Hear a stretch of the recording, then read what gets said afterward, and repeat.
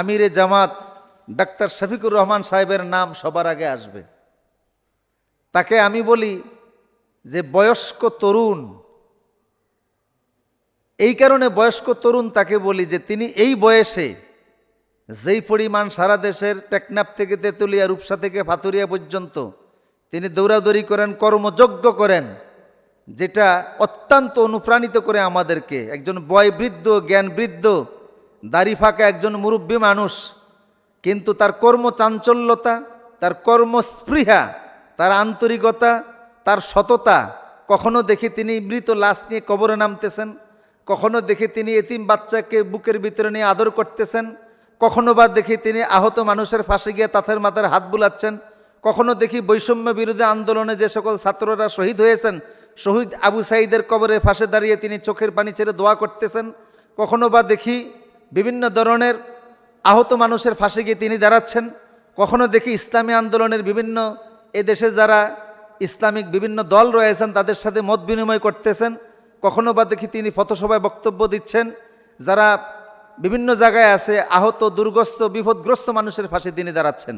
সিলেটে যখন বন্যা আক্রান্ত হলো তিনি সেখানে ছুটে গেলেন, পঞ্চগড়ে যখন বিপদগ্রস্ত হলো সেখানে তিনি ছুটে গেলেন, ফেনীতে যখন সমস্যা হলো এক কোমর পরিমাণ পানিতে হেঁটে হেঁটে তিনি মানুষের খোঁজখবর নিতে লাগলেন। সারা দেশ তিনি দৌড়াচ্ছেন। দেশপ্রেমিক কারা? শুধু রাস্তায় দাঁড়িয়ে লম্বা লম্বা বক্তব্য দিলে দেশপ্রেমিক হওয়া যায় না। এদেরকে দেখেছি যে দেশের গীত গায়, প্রয়োজনে দেশের পতাকা মাথায় তোলে, আবার প্রয়োজনে দেশের পতাকা পায়ের নিচে দিয়েও তারা মোড়ায়। কিন্তু সত্যিকার অর্থের দেশপ্রেমিক কারা প্রমাণ হয়ে গেল জাতির এই মহাদুর্যোগপূর্ণ মুহূর্তে। এই কঠিন এই সংকটে আমিরে জামাত তিনি সবার সাথে নিয়ে সেখানে দাঁড়ালেন। স্থানীয় দায়িত্বশীল যারা আছেন সবাইকে বলে দিলেন, কেউ স্পিড বোট নিয়ে যাচ্ছে। এই কাজে অনেকে সহযোগিতা করেছেন, আমরা দেখেছি। সবার অবদানকে আমরা স্বীকার করি।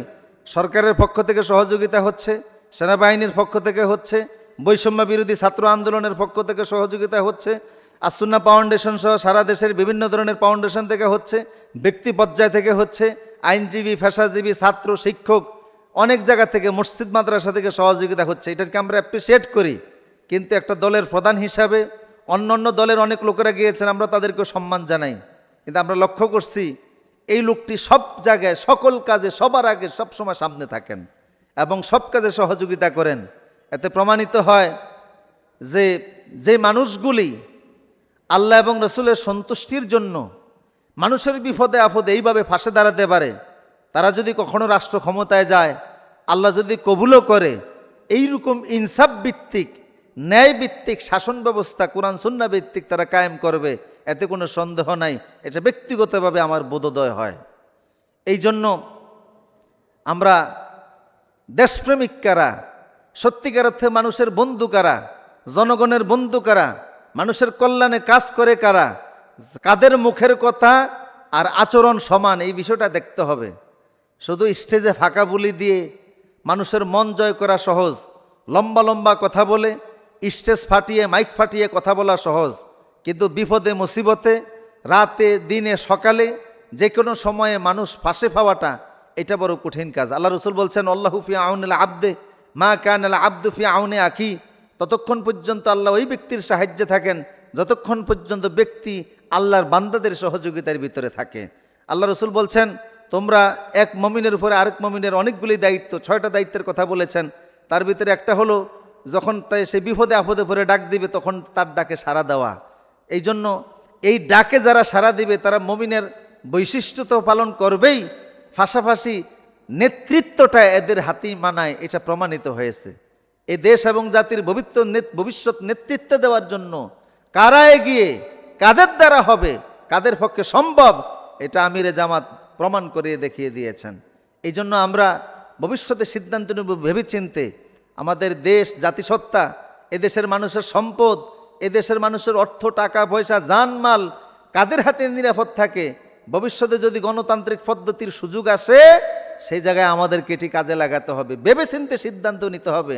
আর কোন দুর্বৃত্তায়ন, আর কোনো দেশের সম্পদ নিয়ে যারা লুণ্ঠন করে, সিনিমিনি খেলে, তাদেরকে আমাদের মাথার উপর আর আমরা রাখতে চাই না, তাদেরকে আমাদের উপর প্রভুত্ব করতে আর আমরা চাই না। হিন্দুস্তানের গোলামি যারা করে এমন লোকদেরকে আমরা শাসন ক্ষমতা দেখতে চাই না। আমরা দেশপ্রেমিক সুনাগরিক লোকদেরকেই রাষ্ট্রের ক্ষমতায় ভবিষ্যতে দেখতে চাই ইনশাআল্লাহ। বর্তমান সরকার, অন্তর্বর্তীকালীন সরকারও চেষ্টা করতেছে দেশকে ঢেলে সাজানোর জন্য, গুছানোর জন্য। আসুন আমরা সবাই মিলে আমাদের হাতকে এগিয়ে দেই, যে কোনো দুর্যোগ মুহূর্তে সবাই এগিয়ে আসি। জাতির এই ক্রান্তি লগ্নে যদি আমরা সবাই এক হয়ে যাই, ইনশাল্লাহ বাংলাদেশ ঘুরে দাঁড়াবে। আগামীর বাংলাদেশ আল কোরআনের বাংলাদেশ, আগামীর বাংলাদেশ ইনসাফভিত্তিক বাংলাদেশ, আগামীর বাংলাদেশ দুর্নীতিমুক্ত বাংলাদেশ, আগামীর বাংলাদেশ স্বজনপ্রীতিমুক্ত বাংলাদেশ গড়তে পারবো আমরা ইনশাআল্লাহ।